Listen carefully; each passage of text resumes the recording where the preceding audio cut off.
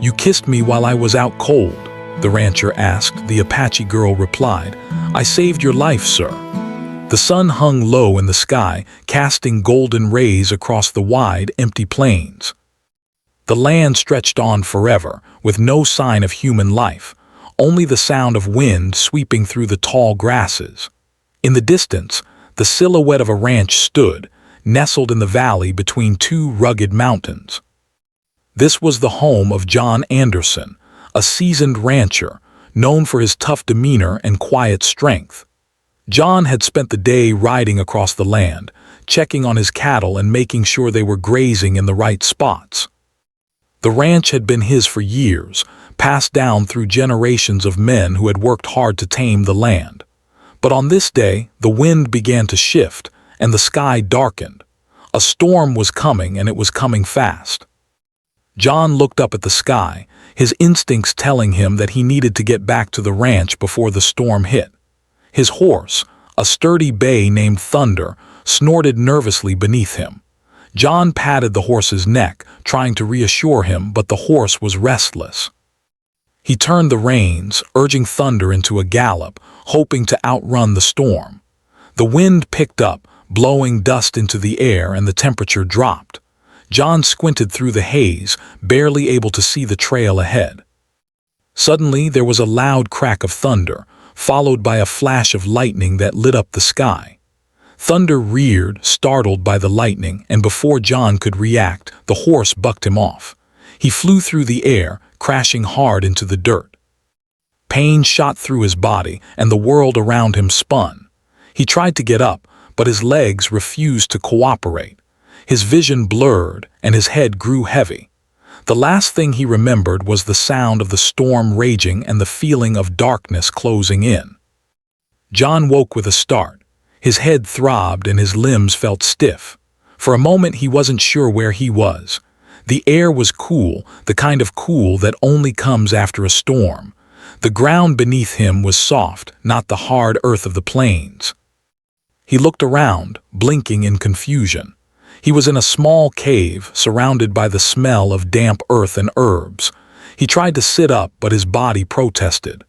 The pain in his head was sharp, and his muscles screamed in agony. He winced, his hand reaching up to touch his forehead, only to find bandages wrapped around it. His shirt had been torn, and he could feel the sticky sensation of dried blood against his skin. "You're awake," a voice said, calm but firm. John turned his head, his eyes struggling to focus on the figure standing near the entrance of the cave. A woman. She was tall, her features sharp and striking, with dark hair tied back in a loose braid that fell over her shoulder. Her skin was a rich shade of brown, and her eyes were dark, almost black. She wore a simple dress made of leather and cloth, her belt adorned with tools and weapons. He didn't recognize her, but she certainly didn't look like anyone from around the ranch. "Where am I?" John croaked, his throat dry and scratchy. He tried to speak louder, but his voice came out weaker than he'd hoped. "You're safe. For now," the woman replied, her voice steady but not unfriendly. "You were thrown off your horse during the storm. I found you unconscious in the middle of the plains." John's eyes widened in confusion. "You found me?" The woman nodded. "I did. You were in no shape to walk, and the storm was only getting worse. I brought you here to keep you out of the rain." John's mind raced. He tried to remember what had happened. Thunder, the lightning, the fall. His head was still foggy, but the pieces slowly came together. He had been injured, and somehow this woman had found him. But there was something else. The way she spoke, the calm assurance in her voice, it didn't seem like she was afraid of him at all. He frowned, his mind trying to grasp the situation. "I don't understand. Who are you? Why did you help me?" The woman crossed her arms, her dark eyes studying him carefully. "My name is Ayana. I'm from the Apache tribe." She said it with a quiet strength, as if it was a part of her that she was proud of, but also something that could make him wary. "I helped you because I couldn't leave you to die out there. No one should be left to the elements like that, no matter who they are." John's heart skipped a beat. Apache. He had heard the stories, of course everyone had, the stories of their fierce warriors and their struggle to survive in a world that was changing around them. The settlers like him who had come to tame the land, the soldiers who had fought the Apache to protect their own interests. Iana wasn't just any woman, she was part of a people who had been at odds with his for years, but here she was, saving his life. His instincts told him to be cautious. He didn't know her, and yet she had helped him. She was standing there looking at him as if nothing about his presence was strange, as if it was simply her duty to help. "You're Apache?" he asked, still trying to make sense of it all. She nodded again, her expression unreadable. "I am." There was a long pause between them, the silence thick with the weight of what that meant. John's head still spun from the injury, but the words seemed to hang in the air, heavy with the tension between their worlds. He had heard tales of Apache raids, of the constant fear that settlers like him lived under, knowing that any day could bring an attack. And yet here she was, a woman of his enemy, tending to him, saving his life. John shifted, wincing at the pain in his side as he tried to sit up more. "I don't know what to say," he admitted, his voice rough. "You shouldn't have helped me. You could have just left me out there." Iana tilted her head slightly, her gaze never leaving him. "Perhaps," she said, her voice softening, "but leaving someone to die is not the way of my people. It is not the way of anyone who values life." John wasn't sure how to respond to that. Her words struck him in a way he hadn't expected. In all his years on the ranch, he had never once thought about life that way, about it being something to preserve no matter the cost. He had been raised to survive, to fight for what was his, to protect his land and cattle. But here was this woman, someone he should have feared, teaching him something he had never considered. Before he could speak again, Iana turned and walked toward a small fire burning in the corner of the cave. She didn't offer him any more explanations, just quietly tended to the flames, as if it was the most natural thing in the world. John watched her, his mind racing. He couldn't explain it, but there was something about her that intrigued him. Something beyond her beauty, beyond the fact that she had saved him. She was strong, independent, and yet, in her quiet way, she had a kindness that he wasn't used to seeing. As the minutes passed, the pain in his head began to dull, and his thoughts became clearer. John had always been the one to do the saving, to be the protector. But now, as he sat in this cave, recovering from an injury he never would have expected, he couldn't help but wonder how this unlikely encounter would change his life. The storm had passed, but the air still held a chill that made the hairs on John's neck stand up. He lay in the cave, trying to focus his thoughts as the morning sunlight filtered through the narrow opening, casting long shadows on the rocky walls. His head still throbbed, but the dizziness had faded, and he could think more clearly now. Gianna moved quietly around the cave, her footsteps barely making a sound on the earth floor. She didn't seem to be in any hurry, taking her time with whatever it was she was doing. The fire had burned low, and she was adding more dry branches to keep the warmth steady. The flickering light danced on her face, highlighting the sharpness of her features, her dark eyes, her high cheekbones, and the quiet confidence she carried with her. John watched her for a moment, unsure of what to say. There was an awkwardness between them, a distance born out of uncertainty. He wasn't used to being in a position where he couldn't speak his mind freely. Usually, he was the one with the answers, the one in charge. But right now, he felt like a stranger in an unfamiliar world. A world where people like Iana lived, people who had been through things he couldn't even imagine. "You didn't have to save me," John said finally, his voice breaking the silence. Iana looked up, her eyes meeting his. There was no anger in her gaze, no judgment, just calm understanding. "But I did," she replied simply. "I couldn't leave you out there to die." John swallowed, trying to find the right words. He had been raised to believe that the world was black and white. There were settlers like him, and then there were the Indians, who were painted as the enemy, the ones to be feared. That was what everyone had taught him. But here, in this cave, the line between enemy and ally didn't feel as clear. She had saved his life. She didn't look like the enemy. She looked like someone who had simply done what was right. "What's your tribe like?" John asked, curious. He had heard so much about the Apache, stories passed down by his family and other settlers, but he had never heard it from an Apache person before. Yana sat down by the fire, stirring it gently with a stick as she thought about the question. "My people are strong," she said after a moment. "We've survived for centuries on this land, but we are not just warriors. We live with the land, with the sky and the animals. Everything is connected." She glanced at John, noticing the confusion in his eyes. "We don't just fight for land, we fight for a way of life." John sat up a little, intrigued by her words.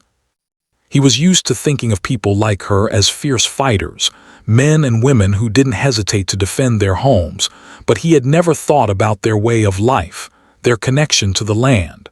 "I never thought about it like that," he admitted. Yana gave a small nod. "Most don't, but maybe you will now that you've seen a little of it." There was a brief silence as she poked at the fire, sending a few embers up into the air.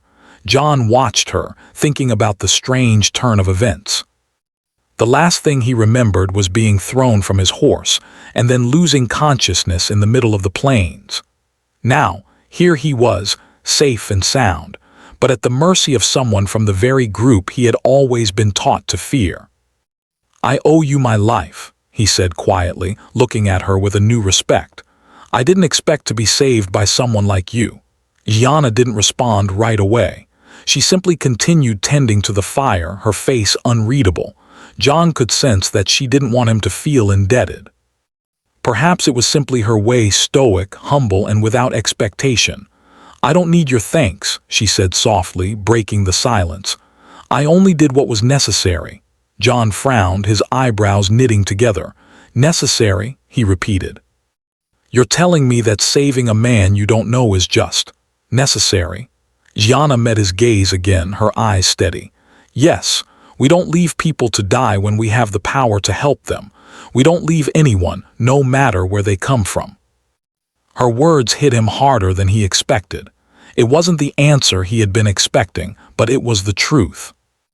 John had always seen himself as someone who would help others in need, but he had never considered that people outside his own circle, people from a different world, would have the same values.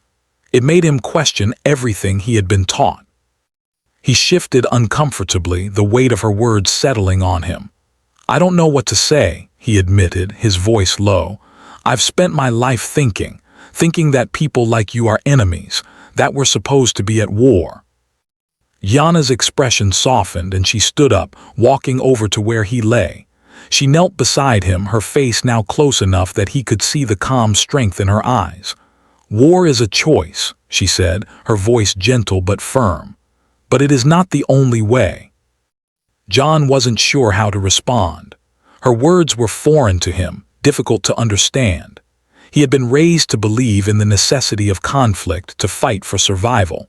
But here she was, offering him an entirely different perspective, one where survival didn't have to mean war. It was a hard idea to grasp, and yet it felt right. "Maybe we should stop fighting," John said quietly, more to himself than to her. Yana gave him a small smile, but it wasn't the smile of someone who expected immediate change. It was the smile of someone who knew that change, when it came, would take time. "Maybe," she said, "but that is not something that happens overnight. First, you have to understand." John looked at her, wondering what she meant by that. But before he could ask, she stood up and walked toward a small pile of supplies near the back of the cave. She pulled out a water pouch and handed it to him. "You should drink," she said. "You'll need your strength if you want to make it back." John took the pouch gratefully, drinking deeply. The cool water soothed his dry throat, and for the first time since the storm he felt a little more like himself. "Back?" he asked, looking up at her. "Where would I go?" Yana paused, as if considering the question carefully. "Back to your ranch," she said. "If that is what you want." John hesitated. A part of him wanted to return to the comfort of his familiar life, to the land that had been his for so long. But another part of him felt differently. The bond between him and Ayanna, fragile as it was, seemed to hold some deeper truth, something he hadn't fully understood until now. "I don't know," he said slowly. "Maybe I don't want to go back. Maybe I don't know what I want anymore." Ayanna didn't say anything at first, simply watching him with a calm understanding. There was no judgment in her gaze, just the quiet presence of someone who had already accepted the complexity of life. "Take your time," she said finally. "No one can decide what they want in a moment, but you will figure it out." John nodded, his mind racing with possibilities. For the first time, he was unsure of everything he thought he knew. And as Ayanna moved around the cave, tending to the fire and preparing what he could only assume was food, he realized that whatever happened next, his life had already begun to change. The days that followed passed in a haze for John. His body was still recovering, and his mind struggled to make sense of everything that had happened since the storm. The pain from his fall had dulled, but a new ache settled in his chest, a strange feeling, something he couldn't quite name. It wasn't the kind of pain that came from an injury, but from something deeper, something that stirred every time Ayanna spoke or looked at him. Ayanna had been tending to him every day, making sure his injuries healed properly. She had a steady, calm presence about her, one that made him feel safe despite the chaos in his mind. It was strange. He had never been the kind of man to rely on others, especially not someone from a different world entirely. But with her, he felt as if he could let his guard down.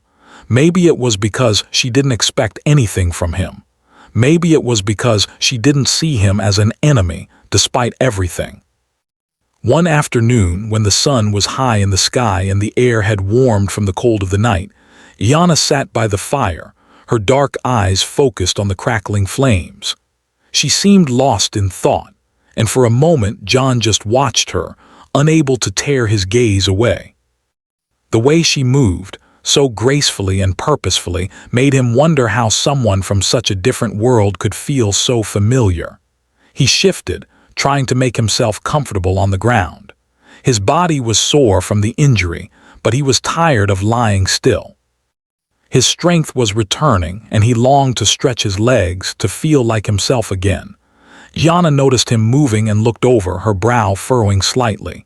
"You should rest," she said, her voice as steady as ever. "It's still too soon for you to be up." John gave her a sheepish grin, rubbing the back of his neck. "I'm not used to sitting around doing nothing. I'm used to working, riding, fixing fences, checking on the cattle. It feels strange to just wait." She didn't say anything at first, just looked at him for a moment. Then she spoke in a way that made him realize she understood more about him than he had expected. "I know what it feels like to be stuck, to want to move but be unable to. But sometimes, waiting is necessary. We don't always control when we can act. Sometimes we just have to trust that the time will come." John stared at her, his heart beating faster. Her words resonated with him more than he would have liked to admit. He had always been the one to take charge, to push forward, to act. But Ayanna was right. Waiting had its place. And maybe, just maybe, he needed to stop rushing and start listening. The silence between them stretched for a moment, but it wasn't uncomfortable. There was something calming about the way Ayanna carried herself, something that made him feel as if everything would be okay, even when his mind raced with questions he didn't know how to answer. "Why did you save me?" John asked suddenly, his voice low. The question had been sitting in the back of his mind for days, and he couldn't shake it anymore. "I'm not from your tribe, I'm not.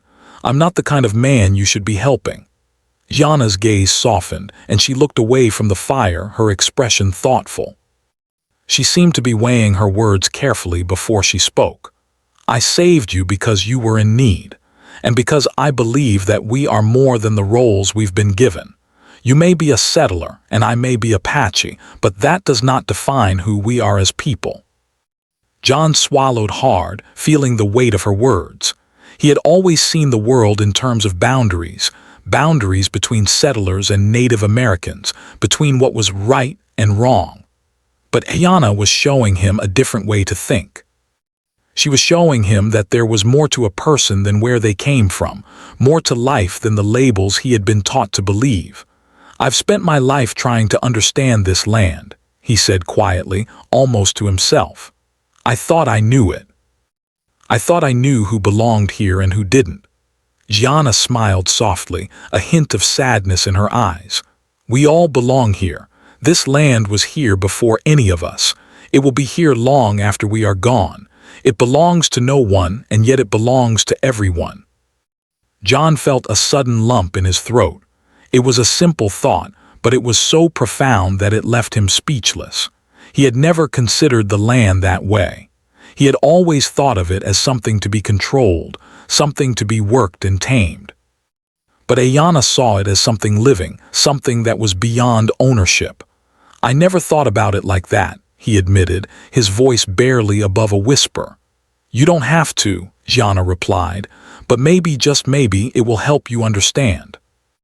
They sat in silence again, the fire crackling between them, its warmth spreading through the cave. John felt a strange calm wash over him.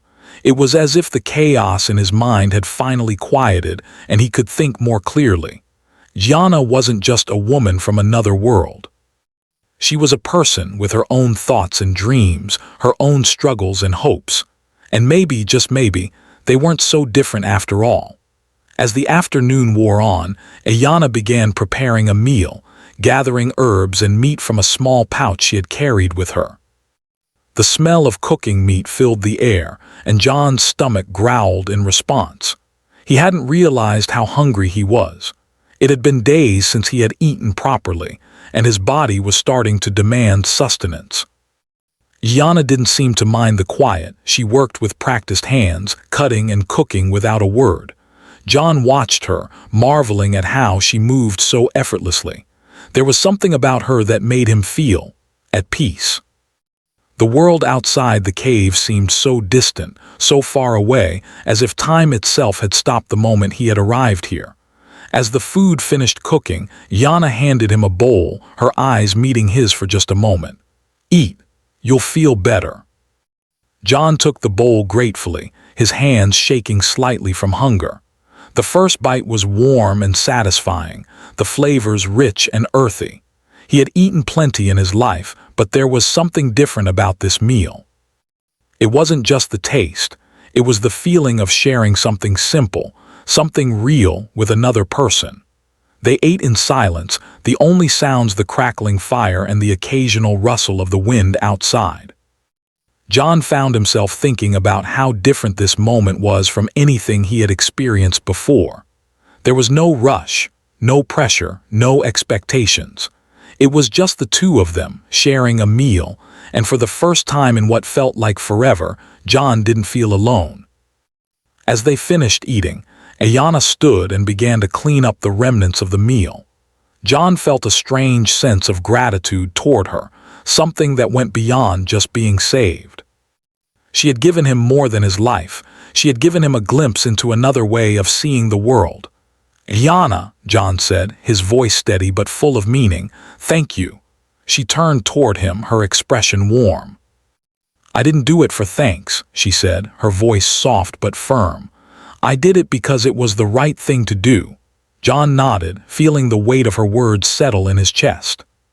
He had always believed that the right thing to do was to fight for what was his, to protect what he had earned. But Ayana was showing him that sometimes the right thing to do was simply to help someone in need, without expecting anything in return. As the fire burned low and the night began to fall, John felt something he hadn't felt in years: peace. It wasn't the peace of having everything figured out or knowing exactly what came next. It was the peace of being in the moment, of accepting things as they were, and trusting that somehow things would work out. And for the first time since he had met Ayana, John wasn't afraid of what would happen next. He was beginning to understand that maybe, just maybe, there was more to life than the boundaries he had been taught to see. The days began to blend together as John's body healed, and with each passing morning, he felt himself becoming more aware of the world around him. The cave, once a place of refuge, had started to feel like home, a quiet sanctuary in a world that was anything but. Yana's presence was a constant, a silent, yet reassuring reminder that he wasn't alone, even though he had never expected to find such a connection with someone from such a different world. Yana's care for him had not been limited to his physical injuries. She had taken the time to teach him things he never thought he would need to know, about the land, the plants, the animals. She spoke often of her people, her tribe, and their deep respect for the earth and its creatures. The more he listened, the more he realized how little he understood about the world around him. It wasn't just about surviving, it was about living in harmony with everything: nature, the seasons, the animals. Her people didn't fight the land. They worked with it. John had spent his whole life working the land, but he'd always thought of it as something to conquer. It was a place to build, to grow, to tame. But Ayana showed him another way. She showed him that the land was more than just soil and stone. It was alive, and it had its own rhythm. The winds, the rain, the plants, they all had something to teach if one was willing to listen. One morning, after a particularly restless night of sleep, John found himself awake before dawn. He stood outside the cave, watching as the first light of day began to touch the sky, painting it in soft shades of pink and gold. The air was still cool from the night, but there was a promise in the breeze, a promise of something new, something that could change everything. Yana joined him shortly after, her steps light and quiet as they always were. She stood beside him, her gaze fixed on the horizon. "The day is starting," she said softly, her voice calm as always. John nodded, his eyes not leaving the sky. "It's beautiful," he said, his voice filled with awe. "I never really stopped to appreciate it before. The way the light changes, the way the air feels. It's like the world is waking up." Yana smiled faintly, her gaze still on the distant mountains. "It always wakes up, even when we don't notice." John turned to her, his brow furrowed slightly in thought. "How do you know all this? About the land, the animals, the seasons?" Yana looked at him, her eyes meeting his for the first time in a way that felt different. She seemed to weigh her words carefully, as if considering how much to reveal. "I've lived with it my whole life," she said after a pause. "It's in the way we live. We are not separate from the earth. We are part of it. My people understand that. We don't take more than we need. We don't hurt the land. It gives us everything we need if we know how to ask." John stood there, taking in her words. There was a quiet wisdom in her voice that made him want to listen, to understand. He had always thought of himself as someone who worked hard, someone who made his way through life by sheer force of will. But Ayana was showing him that perhaps there was another way, a way that didn't rely on fighting or struggling against the world around him. "Doesn't it get hard?" John asked after a moment. "Living like that, I mean, we have to fight for what we want, right?" Yana turned to him, her expression thoughtful. "Fighting isn't always the answer," she said. "Sometimes it's about listening. About knowing when to be still, when to wait, when to act. We fight when we have no other choice. But sometimes there's strength in patience." John thought about her words for a long moment. Strength in patience. It was something he had never really considered. For him, life had always been about action, about pushing forward, making things happen. He had always been the one who took charge, who made decisions, who moved quickly. But with Yana, there was a calmness that made him question everything he thought he knew. Later that day, as the sun rose higher in the sky, Yana took John on a walk through the woods that surrounded the cave. The air was thick with the smell of pine and earth, and the ground beneath their feet was soft, covered with a thick carpet of moss and leaves. Yana moved with a fluid grace, her feet barely making a sound as she walked. John tried to keep up, though his movements were slower, more deliberate. As they walked, Ayana pointed out different plants and animals. "This plant," she said, pointing to a small green leaf, "can heal wounds. It's a medicine plant. You crush the leaves and apply them to cuts and bruises. It helps the healing." John watched her, fascinated. "How do you know all this?" She shrugged. "It's part of who we are. We learn the land from the time we're young. It's our teacher." They continued walking in silence, John taking in the world around him in a way he never had before. The forest seemed alive, not just with the rustle of leaves and the chirping of birds, but with something deeper, a quiet hum as if the land itself was breathing. At one point, they came to a small clearing where a stream flowed lazily through the grass. The water sparkled in the sunlight, and the sound of it running over the rocks was soothing. Yana sat down on a large stone by the stream, motioning for John to join her. He sat beside her, the coolness of the stone pressing against his skin. The quiet was almost overwhelming. The only sound was the stream and the occasional chirp of a bird. John felt something shift inside him. It wasn't just the land that was different here. It was him. The more time he spent with Ayana, the more he began to understand that there was something more to life than just surviving. He wasn't sure yet what that something was, but he felt it, and it scared him. "I don't know what to do," he admitted, his voice barely above a whisper. "I've always known what I wanted, what I had to do, but now I don't know." Gianna turned to look at him, her dark eyes steady. "It's okay to not know," she said softly. "You don't have to have all the answers. Sometimes it's enough to just be." John stared at the water, his thoughts swirling. He had spent his life chasing after something: security, wealth, a place in the world. But now, standing beside Ayana in the middle of this vast, quiet world, he realized he didn't know what any of it meant. The life he had been living didn't seem as important anymore. It felt small, almost insignificant compared to the way Ayana saw the world, her world.